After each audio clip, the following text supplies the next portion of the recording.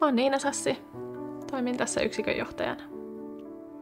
Mä oon Niina Oikarainen ja toimin yksikönjohtajana ja sairaanhoitajana. Villahoki on nuorille suunnattu päihdekuntoutusyksikkö. Meidän asiakkaat on 18-30-vuotiaita. Jokaiselle räätälöidään niin sanotusti se oma polku.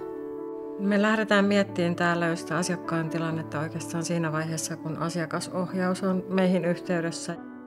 Aika hyvin pystytään huomioimaan myös se ihmisen kokonaisuus ja mitä se on muuta kuin vaan se päihdeongelma. Ja keskittyä siihen, että mitä tapahtuu sitten, kun kuntoutus päättyy. Me kuullaan täällä niin kuin nuoria tosi paljon. Annetaan mahdollisuus vaikuttaa asioihin ja meidät tosi nuoret haluaa vielä uudestaan. Me yritetään luoda tänne semmoinen turvallinen ilmapiiri, että oli se elämän haaste mikä tahansa, niin täällä se on turvallista kohdata.